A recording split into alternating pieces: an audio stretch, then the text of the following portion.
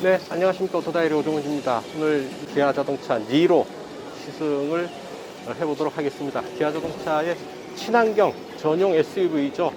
하이브리드, 플러그인 하이브리드 전기차로 라인업된 기아 자동차의 친환경 전용 모델로 등장했던 니로가 이제 풀체인지를 거쳐서 새로운 모습으로 우리 앞에 다시 다가왔습니다.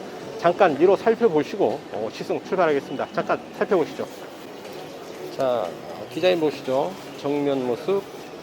그동안 강조됐던 타이거 노즈가 사라졌죠. 대신에 타이거 페이스라는 이름의 타이어의 얼굴을 형상화한 그런 디자인 보여주고 있고요.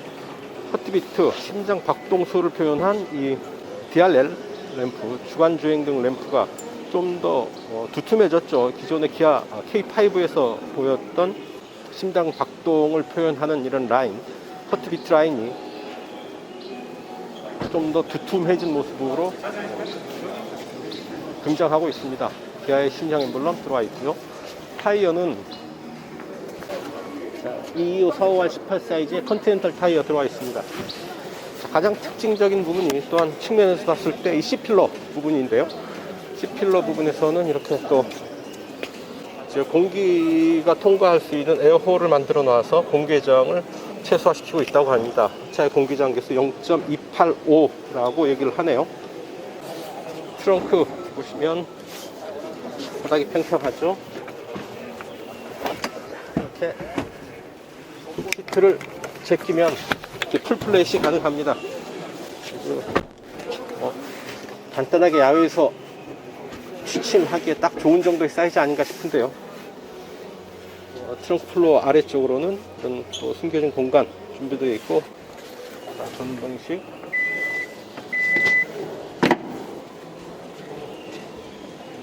트렁크 전동식으로 닫히고요. 또한 세로로 배치되어 있는 C필러가 일체화되어서 세로로 배치되어 있는 이 리어 컨비네이션 램프, 상당히 인상적인 부분, 이 차의 시그니처 디자인으로 자리 잡게 되지 않을까 싶네요. 자, 후면 모습 보면 이런 모습이 되겠습니다. 자, 엔진룸인데요. 하이브리드 파워트레인이 들어와 있습니다. 1.6 스마트 스트림 엔진, G1.6 엔진의 하이브리드 시스템 들어와 있는 거죠. 엔진이 상대적으로 좀 낮게 배치되어 있죠. 조금 더 낮은 무게중심 기대할 수 있지 않을까 싶습니다. 실내 잠깐 살펴보시죠. 스티어링을 먼저 보시죠. 자, 하나, 둘, 2.6회전 정도 하죠. 차체 사이즈가 작죠. 작은 사이즈에 딱 어울리는 정도의 락투락 조향비 아닌가 싶습니다. 스티어링 휠 왼편 아래쪽으로 드라이브 모드, 주행 모드 선택을 할 수가 있는데요. 에코, 스포츠 두 개의 주행 모드 준비되어 있습니다. 달릴래? 아니면 연비 위주로 움직일래? 둘 중에 하나 아니겠습니까? 그러면 에코와 스포츠 정도의 주행 모드면 일반 운전자들에게는 충분하지 않을까 싶습니다. 스티어링을 아래쪽으로 패들 시프트가 있는데요. 변속의 기능뿐만 아니라 회생제동의 기능까지 더합니다. 음성 명령 시스템과 오디오 버튼들 오른편에 있고요. 왼편에는 주행 보조 시스템 조절하는 버튼들 들어와 있습니다. 자, 내비게이션 기능들이 있고요. 여기 홈 버튼 있죠. 홈 버튼 하면 하이브리드 기능, 에너지 흐름 이렇게 보면서 움직일 수가 있고요. 연비 정보 25.4, 지도, 전화, 폰 프로젝션, 음성 메모, 공조, 빌트인 캠, 발렛 모드, 기아페이, 후속 지침 모드 이런 기능들이 들어와 있죠. 라디오, DMB, 미디어, 음악 스트리밍, 카투홈, 기아 커넥트, 공지사항 웹 매뉴얼, 기아 커넥트, 내차 위치 공유, 날씨, 스포츠, 차량 진단, 기아 커넥트 설정도 할 수가 있네요. 자, 그리고 차량 설정에 보면 차량 운전자 보조 시스템, 주행 편의, 주행 편의인 스마트 크루즈 컨트롤, 고속도로 주행 보조, 고속도로 주행 속도 자동 조절, 속도 제한, 경고 음량, 운전자 주의 경고, 주행 안전, 운전자 보조, 전방 안전, 차로 안전, 후측방 안전, 하차 안전, 그리고 주차 안전 이런 기능들 수행을 하게 됩니다. 신환경차 관성주행 안내 시스템 들어와 있죠. 연료 절약을 위해서 가속 페달에서 발을 떼는 시점을 알려줍니다. 10.25인치 두 개의 모니터를 하나의 틀 안에 집어넣고 있고요. 하지만 가운데 이 베젤이라고 하기에는 너무 넓은 이런 공간들이 떠 있죠. 자연스럽게 이 두 개의 화면이 이어졌으면 좋겠는데 조금은 억지스러운, 조금은 부자연스러운 그런 모습들을 보여주고 있습니다. 센터 페이지 아래쪽으로 터치 버튼들이 있는데요. 자, 조작계가 전환이 됩니다. 내비게이션 버튼이 되는가 하면 또 한번 누르면 이제 공조 장치가 조작이 되죠. 아주 영리하게 이 공간을 사용을 하고 있습니다. 2.0 USB 포트 그리고 C타입 충전용 USB 포트가 들어와 있네요. 안에 스마트폰 무선 충전 장치 들어와 있습니다. 로터리식 변속 레버 들어와 있죠.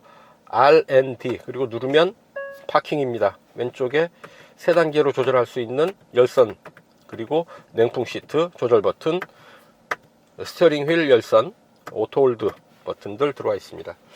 자, 암레스트 공간을 구분해서 콘솔 박스를 구성을 하고 있고요. 이 조수석 이쪽에 에어백이 들어와 있습니다. 충돌 시 가운데 부분을 커버해주는 에어백입니다. 이름이 센터 사이드 에어백이라고 하는데요. 가운데 들어와 있으니까 그냥 센터 에어백이 맞지 않을까 싶습니다. 자, 하만 카돈 오디오 들어와 있네요. 유칼립투스에서 추출한 원료를 이용해서 인조가죽 시트를 만들고 있고요. 천장에 있는 이 소재들은 페트병을 재활용한 소재를 포함하고 있습니다. 또한 벤젠이나 톨루엔 등이 없는, 그러니까 발암 물질이 없는 친환경 소재의 페인트를 사용을 하고 있고요. 그래서 자동차 자체의 친환경성 뿐만 아니라 차를 제조하는 과정에도 친환경적인 소재들을 많이 채택을 하고 있습니다. 이 부분 메이커가 자발적으로 이런 친환경 소재를 사용하는 부분도 물론 있을 테고요. 하지만 큰 틀에서 본다면 자동차를 만드는 모든 과정을 포함하는 과정에서 탄소 발생을 억제하는, 그러니까 온실가스 발생을 억제하도록 강제하고 있죠. 시장이 이를 강제하고 있는데, 특히 EU에서, 유럽에서 이런 부분에 대한 강제를 아주 강하게 강요하고 있어서 메이커들이 안 따를 수가 없습니다. 차를 팔려면 이제 자동차 자체뿐 아니라 자동차를 만드는 모든 단계에서 또한 자동차에 사용된 소재 하나하나에서 탄소 발생을 억제해야 되는 그런 시대인 것입니다. 차 만들기가 참 쉽지 않은 그런 세상이 되어 가는 거죠. 윗부분에 보면 오버헤드 콘솔에 SOS 버튼이 있어요. SOS 버튼 누르면 이렇게 바로 콜센터 연결이 되고요. 그리고 기아 커넥트, 목적지를 자, 기아 커넥트 버튼 들어와 있습니다.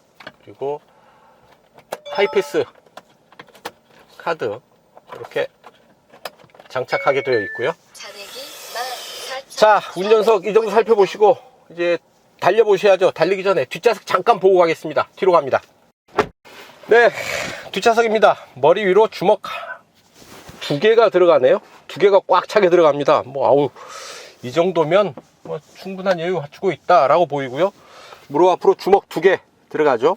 차급에 비해서 아주 여유 있는 넉넉한 공간 확보하고 있습니다. 그리고 차창 원버튼으로 내려가고요. 올라갑니다. 2단계로 조절 가능한 뒷좌석 열선 시트 버튼 들어와 있네요. 자, 운전석과 조수석 시트 뒤로 USB 포트가 들어와 있죠. 충전용입니다. 그리고 뒷좌석을 위한 송풍구, 그 아래 220V 전원 들어와 있죠. 암레스트 내리면 2개의 컵홀더 이렇게 만날 수가 있고요. 또한 시트는 이렇게 6대4로 이렇게 접을 수가 있죠. 시트가 접히면 트렁크 공간과 아주 풀플랫이 돼서 짐을 좀 더 많이 실을 수 있고요. 아니면 풀플랫이 되기 때문에 뒷좌석과 트렁크 공간을 휴게 공간으로, 휴식 공간으로도 사용할 수가 있지 않을까 싶습니다. 자, 센터 터널 제 손가락 길이보다 조금 더 높게 올라와 있습니다. 자, 뒷좌석 이 정도 살펴보시고요. 이제 달려보셔야죠. 반환점까지는 일단 연비 운전을 하겠습니다. 최고의 연비 만들 수 있도록 차분하게 경제 운전으로 가고요. 돌아올 때 좀 달리면서 동력 성능 체크해 보도록 하죠. 니로 최고 연비가 리터당 20km를 넘게 공인 인증을 받았죠. 최고 수준의 연비 보여주고 있습니다.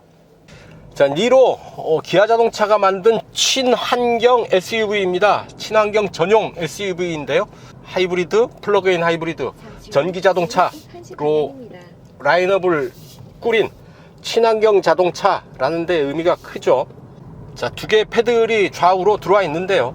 패들 시프트를 통해서 회생제동 양을 조절을 할 수가 있죠. 이렇게 코 게이지를 보면 회생제동을 어느 정도 하는지 볼 수가 있는 거죠. 이 부분에 보면 레벨 1, 레벨 2, 레벨 3까지가 있고요.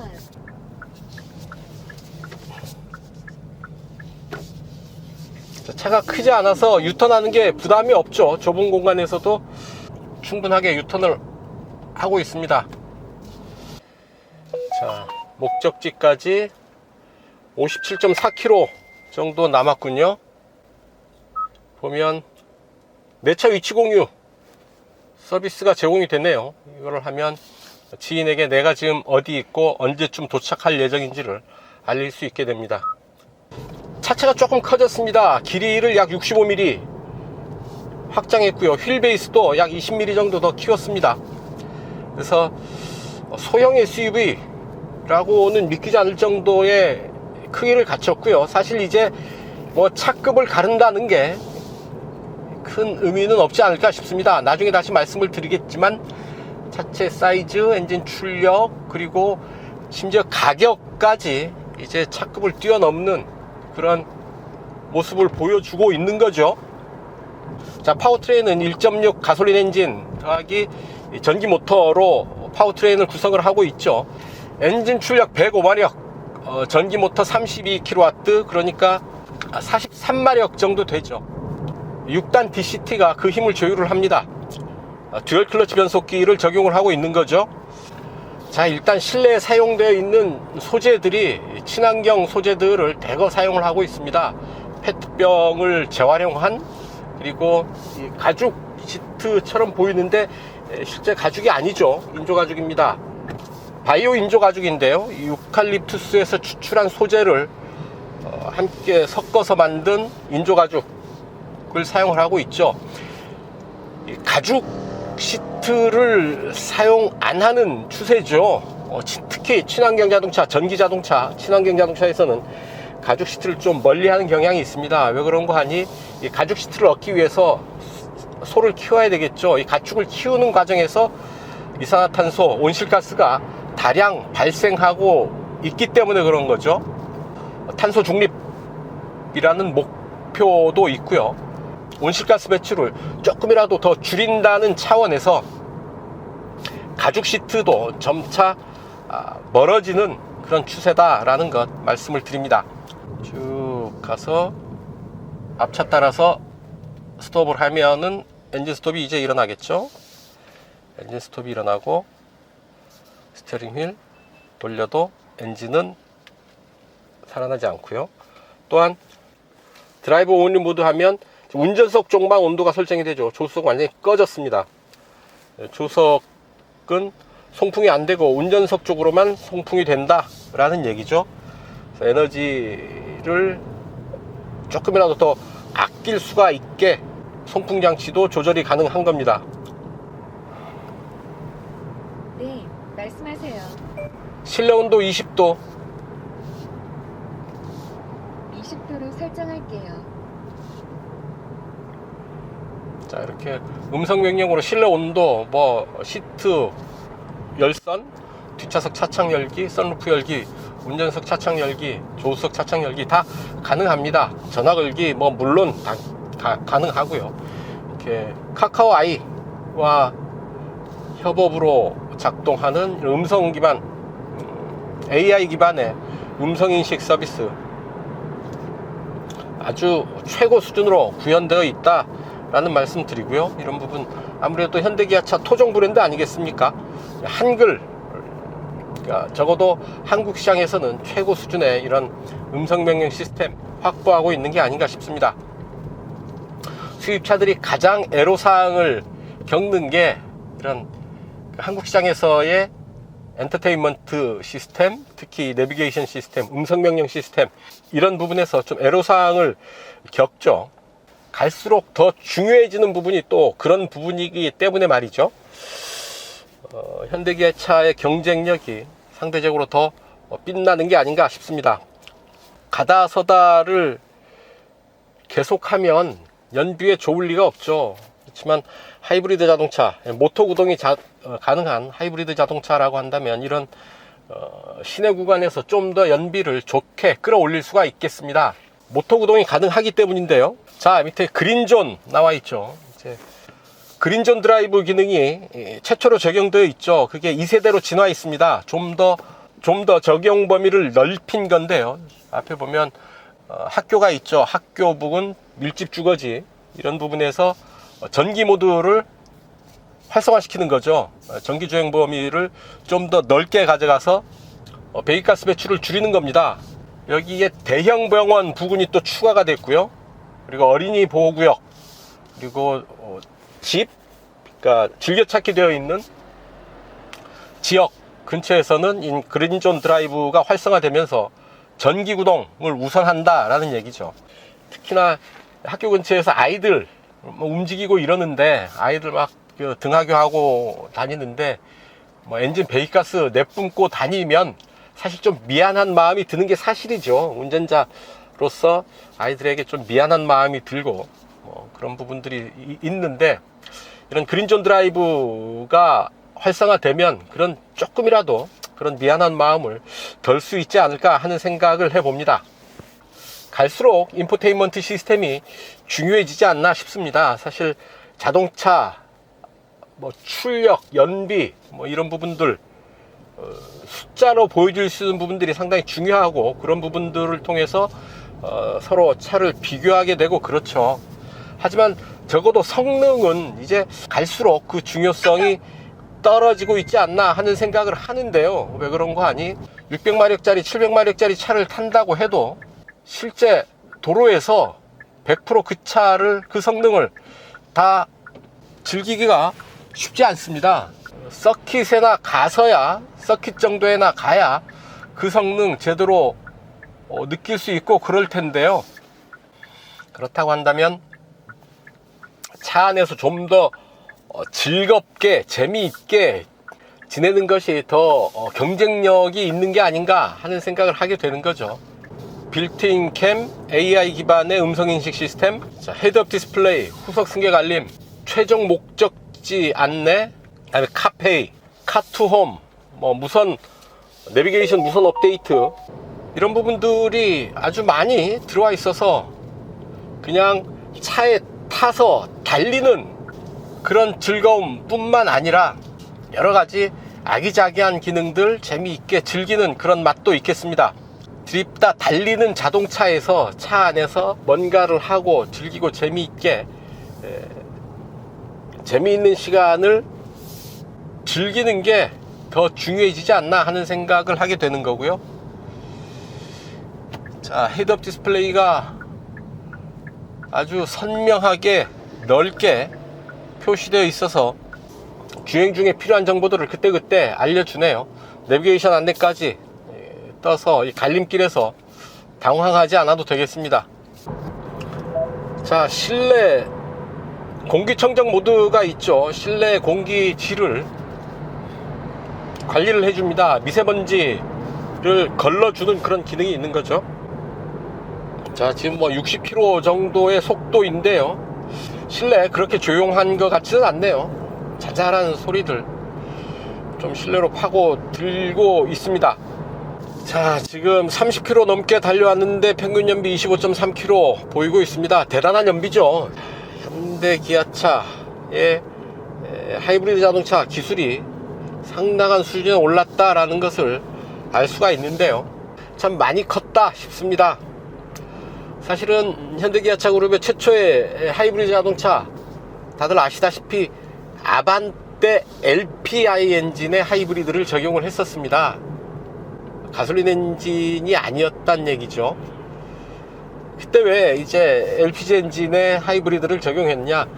가솔린 엔진 적용한 하이브리드가 워낙에 연비가 기대 수준에 못 미쳤기 때문에 LPG 엔진으로 우선 시장에 내놓고 시간을 좀 벌자 라는 차원이었죠.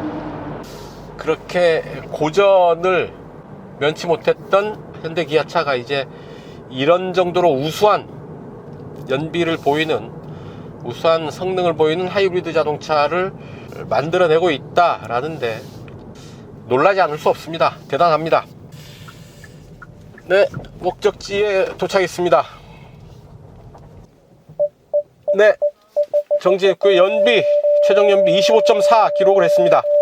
1시간 29분 동안 58.7km 달려왔습니다. 그래서 최종 연비 25.4km/리터 기록했다는 점 말씀을 드립니다.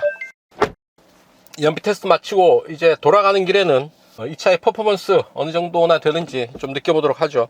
출발합니다. 아무래도 실내는 좀 시끄럽네요. 도로 상태도 그렇게 썩 좋은 편은 아니지만 하체 MVH 대책도 조금 허술해 보입니다. 자, SUV여서 약간 높은 운전 자세, 거기에서 오는 조금 편안한 시야 느낄 수가 있을 테고요. 시속 100에 맞춰 봅니다. RPM 한번 체크해 보죠. 자, 1.6 엔진이죠. 105마력의 출력을 내는데요. 6단 DCT가 그 힘을 조율합니다. 6단 2000rpm 좀 높군요. 5 4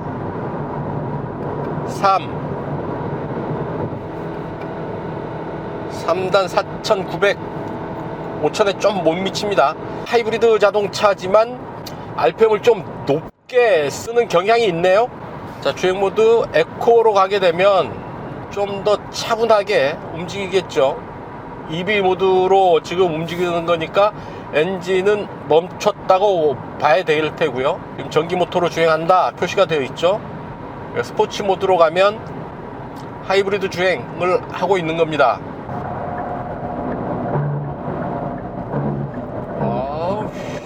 소리가 아주 드르륵 드르륵 소리 나라고 되어 있는 길이긴 하지만 소리가 아주 심하게 크게 들리네요. 자, 하이브리드 자동차지만 또 하이브리드 전용 엔진이지만 마냥 순한 것만도 아니다. 스포츠 모드에서는 제법 RPM 끌어올리고 소리도 좀 높이고 해서 날카로운 혹은 사나운 흉내를 낼 줄도 안다 라는 얘기죠. 재밌습니다. 자, 킥다운 버튼은 없군요. 가속 페달은 그냥 밋밋하게 끝까지 밟힙니다. 자, 패들 시프트는 이렇게 스포츠 모드에서는 변속의 기능을 담당하는데요. 자, 에코 모드에서는 회생 제동 시스템의 강도를 조절을 해줍니다. 자, 지금 레벨 3 표시가 있죠. 그리고 레벨 2, 레벨 1. 레벨 1이 약한 회생제동, 그리고 레벨 3로 갈수록 강한 회생제동을 보이는 거죠. 이 부분을 패들 시프트를 통해서 조절을 할 수가 있는 겁니다. 패드를 길게 누르고 있으면 오토가 되고요.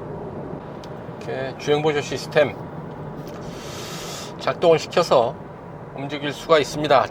차간거리는 4단계, 3단계, 2단계, 1단계 이렇게 조절을 할 수가 있습니다. 탐이 나는데요? 아들 하나 사줄까? 싶은데 아유, 가격이 소형 SUV 치고는 좀 센 편입니다.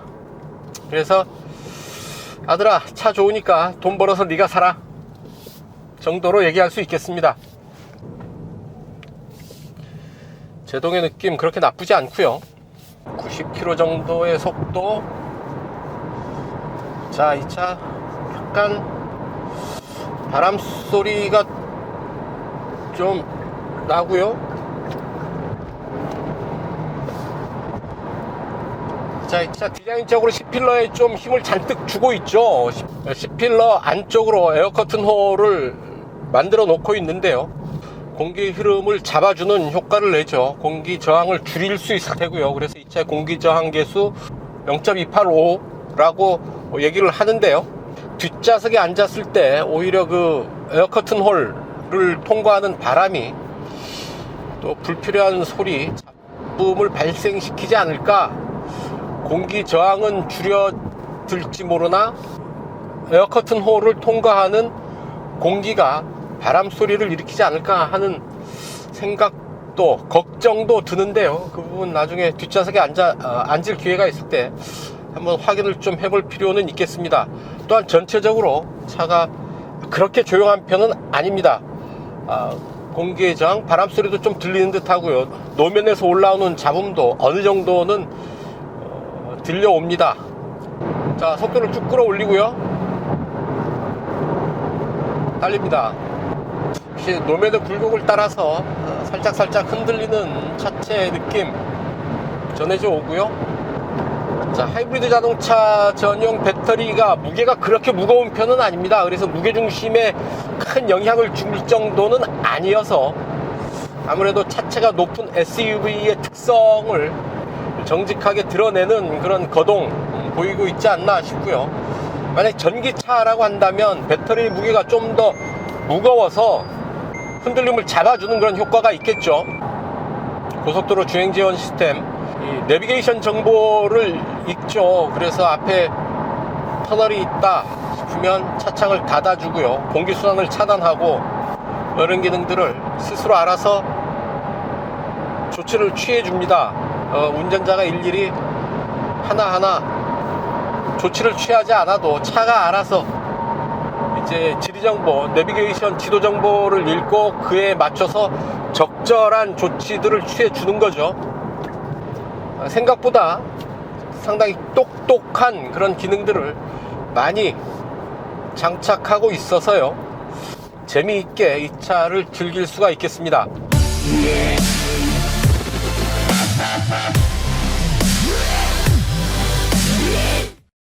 네, 단도직입니다. 기아 신형 니로 타면서 느꼈던 사소한 불편함 몇 가지 말씀을 드려볼까 합니다. 일단 방음 문제인데요. 그렇게 조용한 편이 아닙니다. 지금 시속 60, 70km 정도의 속도인데 노면에서 올라오는 소음이 어느 정도 들리고요. 되게 뭐 6, 70 정도의 속도에서는 상당히 조용한 수준을 유지하기를 기대하게 되는데요. 그런 기대 수준에는 조금 못 미치지 않나 싶습니다.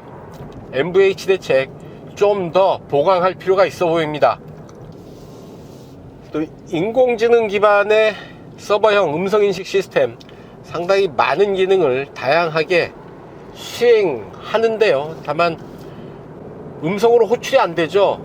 헬로 기아, 안녕 기아 정도로 호출을 해서 사용할 수 있으면 더 편리하지 않을까 싶습니다. 또 하나, 대시보드 디자인이 좀 더 어색합니다. 계기판과 센터페시아 모니터의 높이가 안 맞죠. 센터페시아 모니터가 좀 낮게 배치되어 있고요. 전체적으로 이 대시보드의 디자인이 오른쪽으로 이렇게 처진 그런 느낌을 주죠. 전체적으로 대시보드 디자인 뭔가 조금 어색하고 아쉽습니다. 네, 이상 신형 니로 타면서 느꼈던 아주 사소한 불편함 몇 가지 말씀을 드렸습니다. 네, 지금까지 기아자동차 니로 시승을 했습니다. 기자단 단체 시승이어서 시간의 압박이 좀 있었습니다. 좀 부족한 부분이 있더라도 여러분들의 넓은 마음으로 양해해 주셨으면 하는 바람입니다. 친환경 자동차로서 하이브리드의 어떤 성능을 아주 높은 수준에서 완성시키고 있다 싶습니다. 연비에서 알 수가 있죠. 이 차의 공인복합 연비 리터당 20km를 넘는데요. 제가 직접 시승을 한 이 차 시그니처 트림의 공인복합연비, 시승차의 공인복합연비 리터당 18.8인데 약 50km 넘게 58km 정도 이동하면서 제가 확인했던 연비 리터당 25.4를 기록을 했죠. 대단히 우수한 그런 연비라는 얘기입니다. 그만큼 하이브리드 자동차로서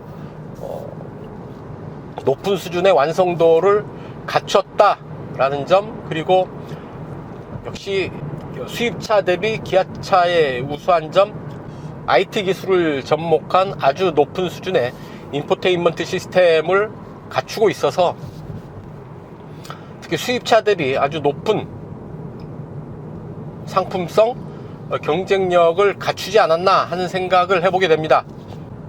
그래서 이제 범지구적 차원에서 환경보호, 온실가스에 대한 대책, 지구온난화에 대한 대책, 이런 부분에 대한 깨어있는 소비자로서 뭔가 착한 소비를 고민하는 소비자들에게 친환경 자동차들이 눈길을 끌 텐데요. 그런 면에서 친환경 자동차 전용 모델로 개발된 니로의 경쟁력 상당히 우수하다 싶고요. 많은 소비자들이 이 차를 선택하는데 그럴만한 이유가 있다라는 걸 확인한 시승이 아니었나 싶습니다. 네, 잠시 후에 목적지에 도착하게 됩니다. 스포츠 모드를 놓고 아주 편하게 고속주행도 했고 가감속을 자주 하는 좀 거친 주행을 했는데요. 연비 리터당 18.6 기록하고 있습니다. 이 차 시그니처 트림이고요. 시승차의 공인복합 연비 리터당 18.8인데요. 이렇게 거칠게 운전했음에도 공인복합 연비 수준의 연비를 보였다라는 점, 이 차의 효율이 어느 정도인지 잘 보여주는 대목이 아닌가 싶습니다.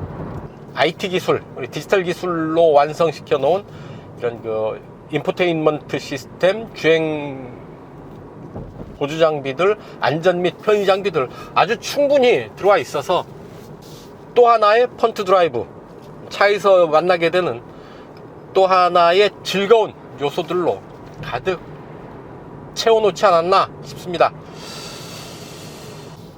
소비자들이 충분히 이 차에 열광할 만하다 라는 생각을 하면서 오늘 시승, 오늘 기아 니로 시승은 여기서 마치겠습니다.